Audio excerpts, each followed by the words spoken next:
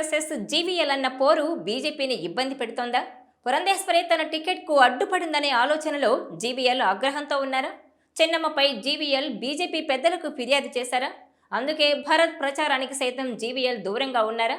Watch this South First special story.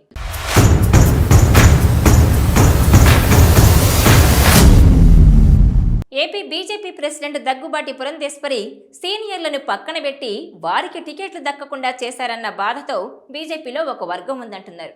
Visakha ఎంపీగా లోక్సభ నుంచి పోటీ పడాలనుకున్న సీనియర్ నేత, రాజ్యసభ మాజీ ఎంపీ జీవీఎల్ నరసింహారావుకు టికెట్ దక్కలేదు. ఎక్కడో కడపలో ఉన్న సీఎం రమేష్ను తెచ్చి అనకాపల్లి ఎంపీ సీట్ ఇచ్చారు. దాంతో జీవీఎల్ వర్గం మండిపడుతోంది. ఇక జీవీఎల్కు టికెట్ రాకుండా చేశారంటూ విశాఖ లోక్సభ పరిధిలో పోస్టర్లు, ఫ్లెక్సీలు కూడా వెలిశాయి. అవన్నీ జీవీఎల్ అనుకూల వర్గాలు ప్రచారం చేస్తున్నాయని అంటున్నారు. ఇవన్నీ పక్కన పెడితే నామినేషన్ల పర్వం మొదలైంది. అయినా సరే జీవీఎల్ ఇంకా విశాఖ సీటు మీద ఆశలు వదులుకోలేదని టాక్ నడుస్తోంది. తన వంతుగా ప్రయత్నాలు చేసుకుంటూ వస్తున్నారు. ఢిల్లీ స్థాయిలో లాబియింగ్ చేస్తున్నారు. ఈ విధంగా తనకు సీటు వచ్చేందుకు వీలున్న మార్గాలను ఆయన అన్వేషిస్తున్నారన్నది వాస్తవం. ఆయన బీజేపీకి చెందిన ఉత్తరాది నేతలతో చర్చలు జరుపుతున్నట్టుగా తెలుస్తోంది. అదేవిధంగా ఏపీలో సీనియర్లకు జరుగుతున్న అన్యాయం గురించి ఆయన వివరించే ప్రయత్నం చేస్తున్నారని అంటున్నారు.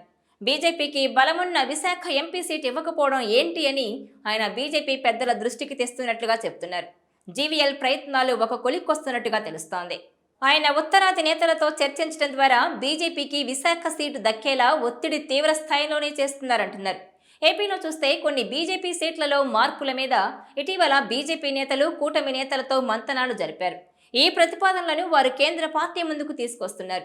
పనిలో పనిగా విశాఖ సీటు మార్పు విషయం కూడా అక్కడే ప్రస్తావించి తనకు అనుకూలం చేసుకోవడానికి జీవీఎల్ చూస్తున్నారని అంటున్నారు. అదేవిధంగా చూస్తే ఇటీవల కొందరు బీజేపీ నేతలు జీవీఎల్కు మద్దతుగా బీజేపీ జాతీయ అధ్యక్షుడు జేపీ నడ్డా వద్దకు వెళ్లి మరీ రాయబారం చేసిన సంగతిని గుర్తు చేస్తున్నారు.